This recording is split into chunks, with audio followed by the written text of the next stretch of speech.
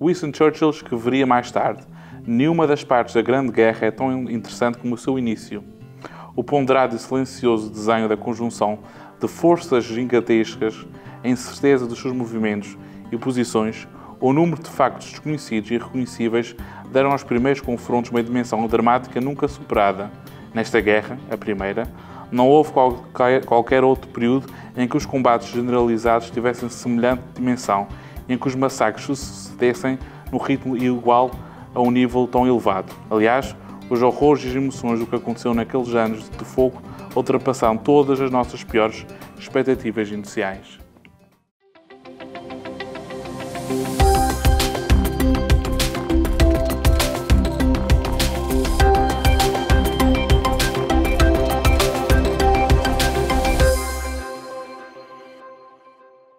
No programa de hoje falamos de História e Investigação com Francisco Miguel Nogueira, jovem terceirense dedicado a estas áreas. Ele começa todas as suas crónicas por A exatos, seguido do número de anos. Francisco, não é assim? É sim, é sempre com prazer que eu começo as minhas crónicas desta maneira. Muito bem. Francisco, é um gosto tê-lo aqui. Eu faço referência a estes exatos, A exatos e o número de anos, porque fico a pensar como é que se chega a esta exatidão de datas, de lugares, de acontecimentos. O que é que está por trás, verdadeiramente? Pesquisa, estudo profundo, procura de fontes, a leitura de muito material, ir mesmo à fonte buscar a informação, as datas. Claro que às vezes algumas fontes são mais difíceis de encontrar a data certa, por isso temos de ir à procura ao do mês, não é? Mas tentamos sempre, pelo menos eu tento sempre chegar à data mais próxima ou à data correta para ser o mais exato possível. Mas é comum de estudo, porque não é fácil muitas vezes, porque as fontes não sempre são fáceis, não há sempre descrição de tudo e às vezes é difícil encontrar uma data exata de um acontecimento. Mas no fundo, como é que se chega à verdade? Sendo que há fontes que naturalmente se contradizem e pergunto também nesse sentido, não é? Como é que se pode afirmar isto foi verdade ou isto é verdade? Através de uma análise crítica, ou fazeres um estudo, ou análise, ou fazeres uma investigação, uma pesquisa, vais ver várias fontes e tentas procurar, fazeres tu próprio a tua análise crítica para perceberes do contexto à volta, das informações que tens no texto, o que é que dali é verdade, o que é que dali consegues encontrar noutros textos e aí depois encontrares o caminho certo. Mas tem de ser uma análise crítica, porque muitas vezes há quem afirme esta data sem qualquer fundamento e depois leva ao surgimento de erros, não é? Que depois vão continuando ao longo de vários anos. Isso é muito mau, claro. Francisco, nós poderíamos falar aqui de várias histórias dentro da história, mas há curiosidade para saber se os portugueses foram mesmo grandes, como reza a história de Portugal. Eu acho que nós não podemos negar que foram sem dúvida grandes.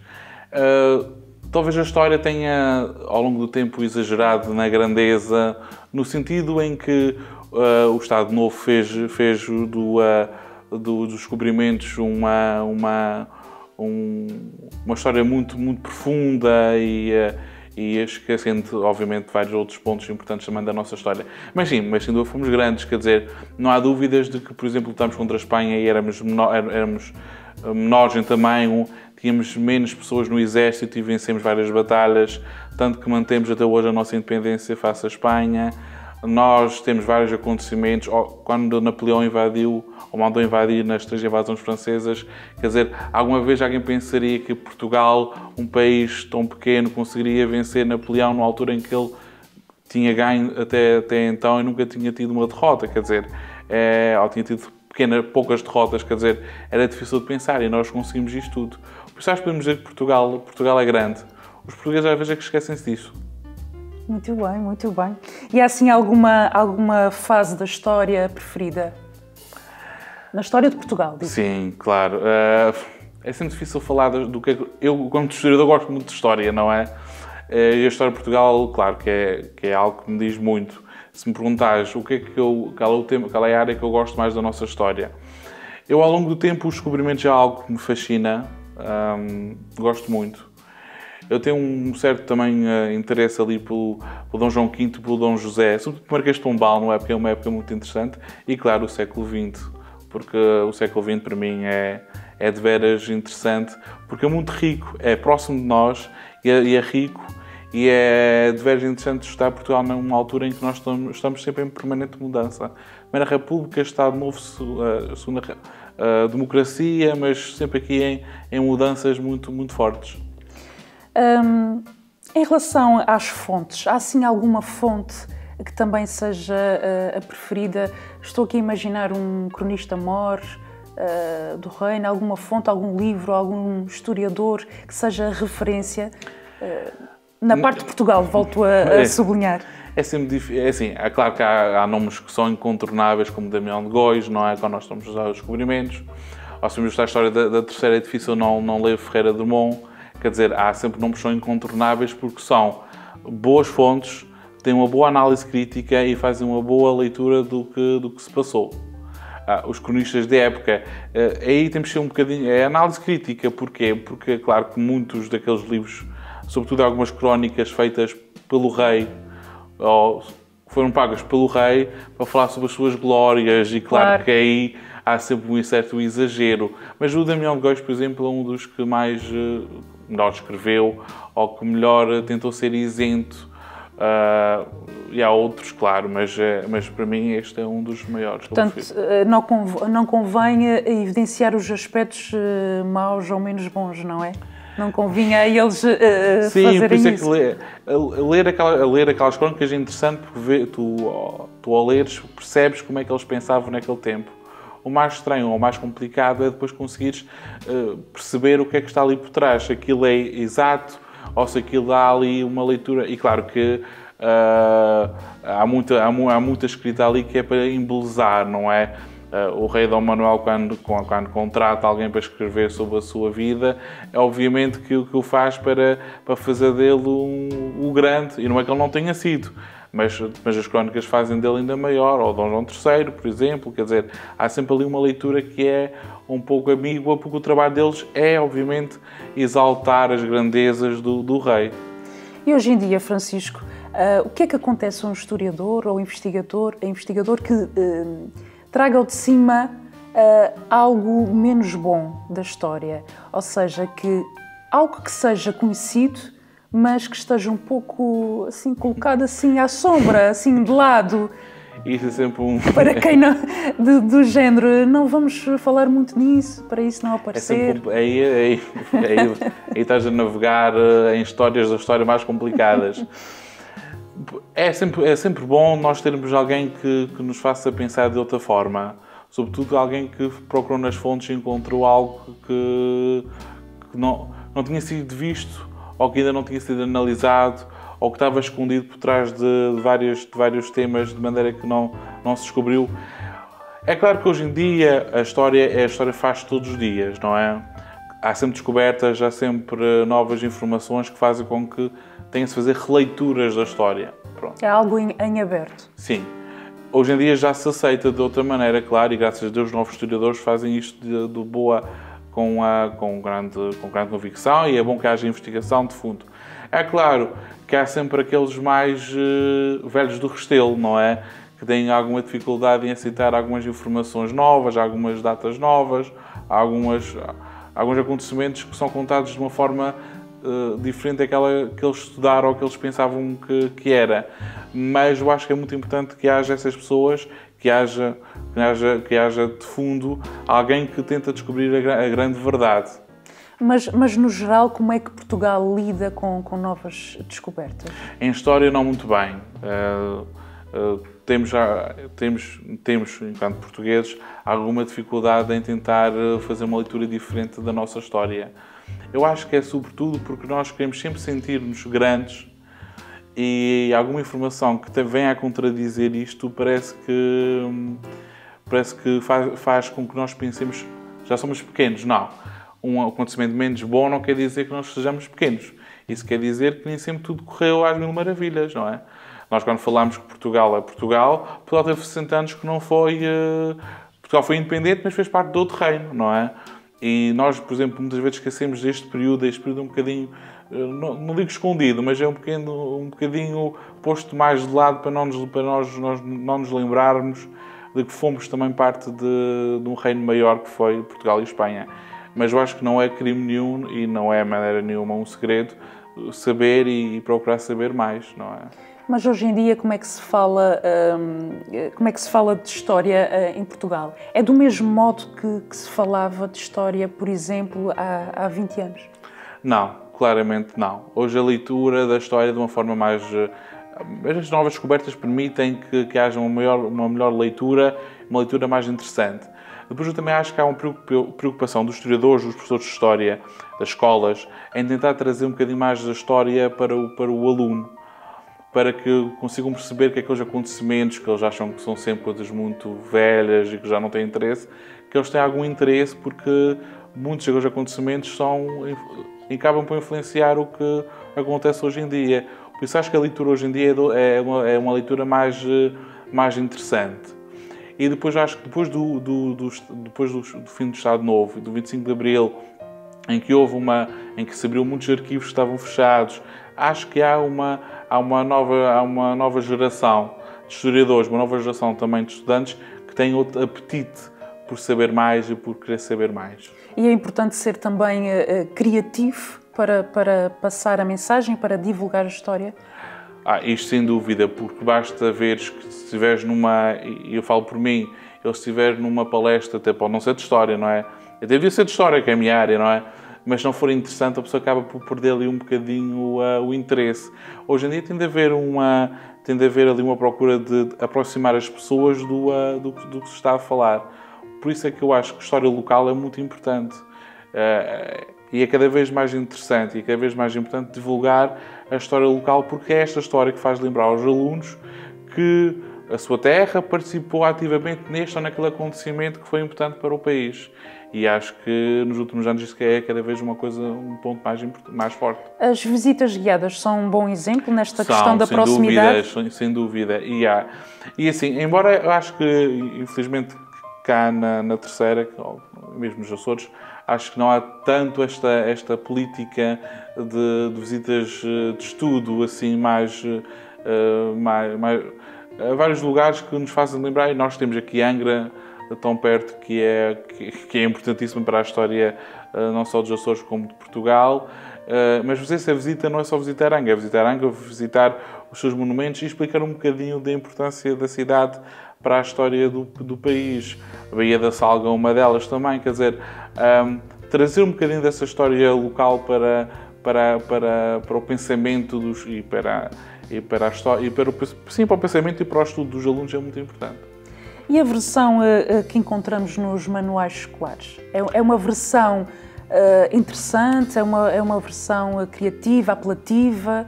Ou é uma versão que necessita de um acompanhamento para que a matéria seja mais compreendida? Eu talvez não seja a melhor pessoa para poder afirmar ou para poder dizer alguma coisa, porque eu acho que os manuais pecam muito, na minha opinião, pela forma como tratam.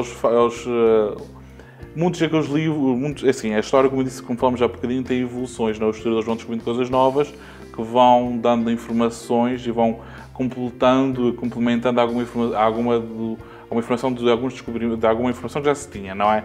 O problema maior é que muitas vezes os livros não acompanham os manuais, estou a falar dos manuais, não acompanham esta evolução, não acompanham esta mudança e estas novas informações. E por isso às vezes vais ver um livro de história e vais ver informação que já não é atualizada. Aí depende do professor a procurar atualizar-se, procurar dizer ao aluno isto, aquilo e mostrar que, embora o livro diga daquela maneira, há mais alguma informação para complementar aquilo que foi dito.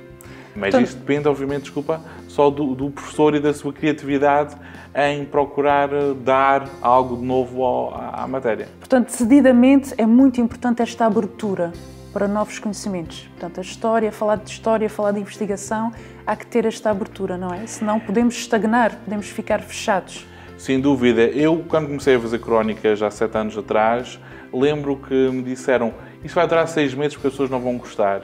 E depois eu já escrevo há 7 anos e tem imensa gente a saber pedir informação. Eu não faço mais porque não tenho tempo.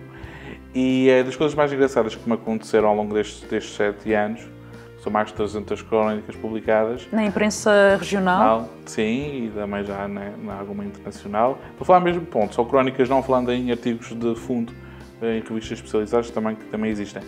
Mas, por exemplo, encontrar um aluno que dizia-me que não gostava de história e que, ao ler um artigo meu sobre a Brianda da Praia, quis conhecer mais sobre a Batalha da Salga, ou sobre um outro que leu algo sobre a Vilã do Canto e quis saber mais quem era esta mulher. Quer dizer, só o fato de alguém ter lido e ter tido esta necessidade de investigar, para mim já foi uma mais-valia.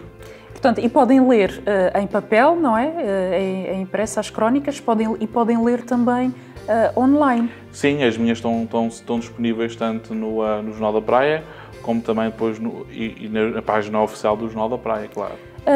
As novas tecnologias também são uma boa ferramenta para falar de história. E são cada vez mais, e também são uma boa fonte, porque muitas vezes nós procuramos, hoje por exemplo, a Biblioteca Nacional tem imensa informação disponível online, quer dizer, há arquivos, por exemplo, nos Estados Unidos, na Inglaterra, para quem estuda, como eu, no caso, estudo muito a Terceira durante a Segunda Guerra Mundial, por exemplo, os arquivos imperiais britânicos têm imensa informação online que é importante, quer dizer, hoje cada vez mais as redes sociais são importantes e depois também para a divulgação de palestras ou de eventos, quer dizer, hoje em dia pode-se usar estas ferramentas para cativar pessoas a assistir a palestras ou para levá-las a uma visita guiada ou para levá-las a um determinado lugar, a um evento que antes era mais difícil de chegar. Muito bem. Há pouco nós estávamos a falar da divulgação e da proximidade e visitas de estudo e visitas guiadas. Recordei agora uma frase do Dr. Álvaro Monjardim, que dizia, ou que costuma dizer, que nós andamos ombro a ombro com a história. No caso aqui, mais propriamente de Angra, quando falamos de história de Angra com ele. A minha pergunta é se nós vivemos numa terra muito rica em termos de história, em termos de património. A minha pergunta é se as pessoas têm esta noção, se sabem de facto porque é que Angra do Heroísmo, por exemplo, é património mundial. Eu acho que já está tão enraizado que as pessoas não têm sequer noção ou não procuram saber o porquê, não é? Sabem que a Angra é património mundial da Unesco, sabem que temos imensos monumentos e edifícios interessantes, mas já não sabem depois até que ponto é que Angra foi importante, ou a grandeza da cidade de Angra para a história do país. Quer dizer, Angra foi a primeira cidade construída pelos europeus fora do continente europeu, quer dizer, só isto já marca, quer dizer, foi uma cidade copiada em várias partes do Império Português e do Império Espanhol. Não vou voltar para aqui agora para contar mais sobre a história da Angra do Heroísmo, mas tudo para dizer que a história da nossa terra está muito, muito próxima de nós e nós temos imensa riqueza em termos históricos, patrimoniais também, como estavas a dizer há bocadinho. Embora, por exemplo, para mim é uma tristeza enquanto historiador ver como a linha de fortes do Porto Martins e Cabo da Praia quase que desapareceu, não é? Ou desapareceu, nós temos apenas o Forte Santa Catarina, mas isto faz parte, infelizmente, da história e faz parte também, às vezes, as pessoas deixarem perder-se um bocadinho do nosso passado, e é isso que é muito mau. Por isso é que eu insisto na manutenção da memória, porque um povo sem memória é um povo sem cultura. Por isso, para mim, é muito importante que haja essa memória e essa cultura. Então, segundo ele, este ombro a ombro que ele fala é tão natural nós passarmos, olha, na memória, no Monte Brasil, na Fortaleza de São João Batista, é tão natural que quase nem damos por isso, não é? E estamos ali lado a lado. E estamos ali lado a lado. Sim, eu não conhecia esta frase do professor Monjardim, mas concordo com ela. Acho que ele disse-me numa entrevista este ombro a ombro e, portanto, o que é que se pode fazer para contrariar isso? Eu acho que a divulgação, não é? No sentido das visitas de estudos, visitas guiadas, de procurar até fazer umas encenações de alguns acontecimentos, não é? Que podem até explicar mais ou menos como é que as pessoas viviam na época. Não quer dizer que tem de ser uma coisa exageradamente grande, não é? Mas eu até acho que seria interessante ver, por exemplo, o cerco ao Castelo São João Batista e a derrota dos espanhóis, ver o desembarque dos espanhóis também na Batalha da Salga, ver, por exemplo, uma simulação de uma luta entre liberais e miguelistas, quer dizer, tudo isto, porque uma vez assisti em Tomar a uma espécie de criação da invasão francesa, da primeira invasão francesa, e achei imensamente interessante. E acho que esta é uma coisa que não se faz cá, mas também seria interessante ter essas recriações históricas. Não quer dizer que, como eu disse há pouco, que seja algo muito, muito, muito grande, mas era interessante também. Já sugeriste a alguém essa ideia? Eu já falei disto, mas acho que nunca ainda... Eu tento fazer um texto mais profundo para talvez alertar para esta necessidade que era importante. Isto remete-nos para, por exemplo, as Sanjoaninas. O tema das Sanjoaninas nos últimos anos tem sido um tema histórico ao liberalismo, ao Dona Maria II. Ligados, quer dizer, todos eles ligados entre si. Exatamente. É importante esse olhar sobre a história desta forma, neste contexto. Porque ao fazê-lo, pelo menos estão a alertar as pessoas para aquele acontecimento. Se calhar as pessoas podiam não se lembrar de Dona Maria II, podiam se lembrar do liberalismo ou da nossa importância, ou estarem esquecidas um bocadinho desta importância, e acho que o fazer as festas com este tema é também trazer um bocadinho para a atualidade e para as pessoas da nossa terra a lembrança e a memória da história dos seus egrégios avós. É porque as pessoas, a comunidade acaba por estar toda envolvida, não é? Aliás, sim, exato, e é por isso que é mesmo a raiz das Sanjoaninas, não é? A comunidade está toda envolvida e participam, fazem a festa e participam na festa. Participam nela, e claro, e assim acabam por aprender qualquer coisa e acabam por perceber o interesse em saber um bocadinho mais sobre este ou aquele acontecimento. Mas sem dúvida que as Sanjoaninas nos últimos anos têm procurado fazer isto. E espero bem que não seja só as Sanjoaninas, que haja também interesse em trazer um bocadinho mais da história da nossa terra para as festas. Sim, nesse contexto também há freguesias que vão buscar a história, claro, a sua história. Sim. E depois és apreciador de ver aqueles carros alegóricos com aqueles símbolos, com aquela simbologia toda? Eu gosto, quando são bem feitos, claro, mas eu gosto porque são uma leitura bastante interessante, modernizada, mas muito interessante sobre este ou aquele acontecimento. Acho que de veras interessante, acho que fica muito, muito criativo. Mas Francisco, não corremos o risco também de estar sempre a olhar muito para trás? É assim, como disse há pouco, eu acho que um povo sem memória é um povo sem cultura. Eu acho que nós temos de olhar para trás. Acho que não temos de estar sempre a olhar para trás. Acho que devemos olhar para trás, aprender com o que se passou, perceber porque é que nós estamos assim hoje em dia e tentar para o futuro mudar isto, não é? Ou no presente já começar a mudar. Mas eu acho que nós não conseguimos olhar para o presente sem olharmos para trás. Por isso acho que esse contínuo olhar para trás para compreender o presente, para tentar perspectivar o futuro, acho que é muito necessário.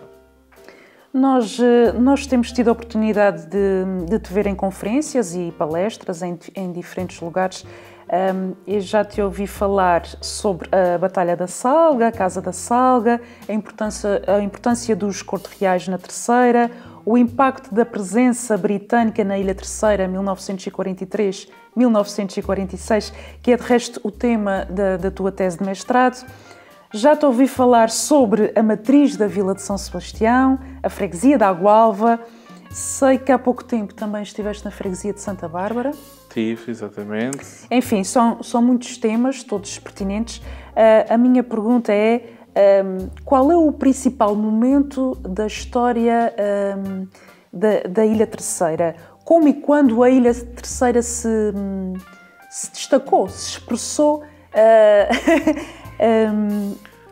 particularmente no contexto da história de Portugal? Isso é uma pergunta muito interessante. É claro que o maior, ou que vamos dizer, aquilo que à primeira vista salta-nos mais à memória, será obviamente nas lutas liberais, obviamente, porque para o bem e para o mal não fomos capital do reino, não é? Em nome de Dona Maria II, por isso acho que este talvez seja o acontecimento maior. Eu acho que na minha opinião, há 5 acontecimentos na história da Terceira que são importantes para a história do país. Descobrimentos e povoamento, não só da Terceira, mas dos Açores, no geral, sem dúvida. Depois temos a luta contra os espanhóis e a Batalha da Salga, que é outro momento importantíssimo, porque embora depois nós em 1583 tínhamos tido o desembarque da Baía das Mós e a derrota portuguesa, a derrota terceirense, mas durante aqueles 3 anos fomos ali a fazer barulho e acho que isto é muito importante, tanto que nós estamos no Escorial para algum motivo, não é?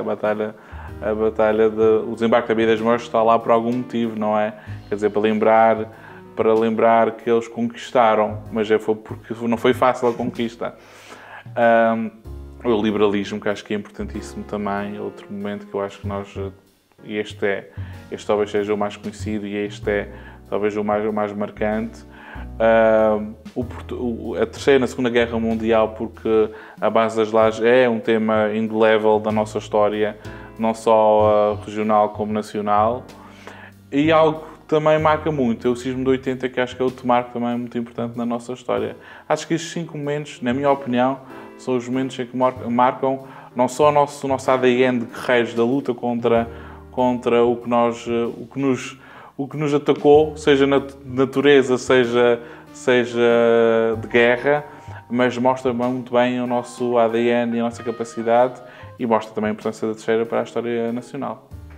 Francisco, ainda não tinha colocado esta questão, que é a parte favorita da história, mas agora universal. Há pouco falámos da história de Portugal, agora a parte universal.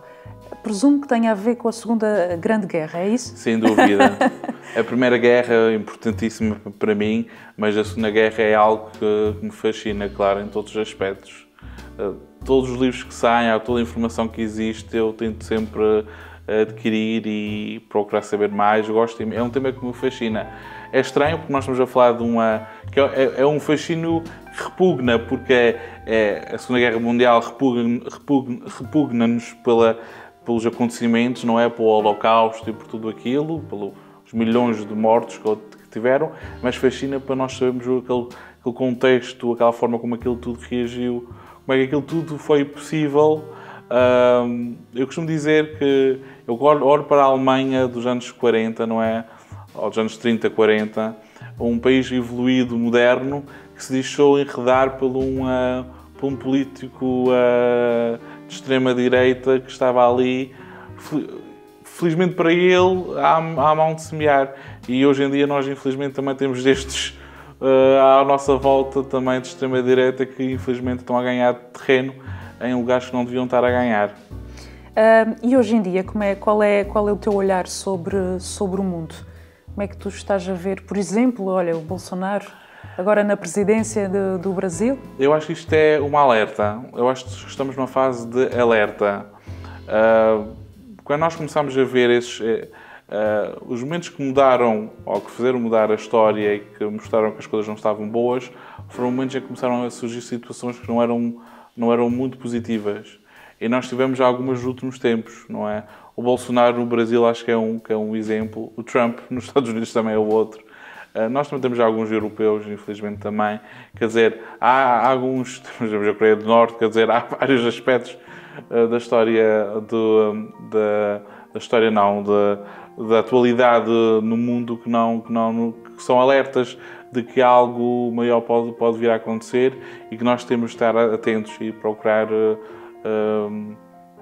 lutar por uma igualdade, prosperidade, por uma paz que nós precisamos que seja mantida. Muito bem, Francisco, estamos já na reta final da nossa conversa, mas eu ainda gostaria de saber como é que surgiu todo este gosto pela história. Vamos ter de recuar uns anitos. Eu acho, é assim, eu não sei o momento exato, mas sei mais ou menos, eu costumo dizer que conheço o contexto, não é? O meu avô materno era um grande contador de histórias. E ele dizia-me sempre que se os britânicos não tivessem chegado à terceira, eles não teriam ganho a Segunda Guerra Mundial. Estamos a falar de um homem que não tinha tido estudos nenhuns. Era um iletrado. Mas tinha imenso conhecimento do que se passava à volta dele. E começou com as histórias dele. E depois, com o tempo, comecei a ler mais livros de história e comecei-me a apaixonar cada vez mais. E pronto, hoje em dia, infelizmente, estive na Feira do Livro, aqui agora do Outono Vivo, e não resisti em comprar pelo menos 2. Não devia, porque já tenho imensos e a minha biblioteca está cheia, mas é algo difícil. E é engraçado que foi no front de história. É claro que eu também tenho literatura, tenho romance, mas já há aquele fascínio por um livro de história que é uma coisa inacreditável, é uma coisa que me prende logo a atenção. Muito bem, para terminarmos, doutoramento, o que é que estamos a estudar? O meu doutoramento é um bocadinho stand-by por motivos de ordem profissional, por causa de várias pesquisas e afins, por isso eu deixei em stand-by, mas o meu objetivo é dar continuidade à minha tese de mestrado, ou seja, estudar a fundo a presença aliada, agora estudando mais a parte norte-americana juntando aos britânicos, porque infelizmente pela falta de tempo e pela falta de páginas possíveis de escrever, tive de cortar alguns temas e ao longo destes anos eu tenho feito imensas palestras sobre este tema que me têm permitido pesquisar mais, recolher mais informação que vai ser utilizada um dia destes no doutoramento e que espero continuar e finalizá-lo logo que haja tempo para isso. Vamos aguardar então. Obrigado. Francisco, muito obrigada então por esta conversa e continuação de um bom trabalho. Obrigado, eu. Agradeço também a si que esteve aí em casa a ver-nos em azorestv.com. Até amanhã, fique bem.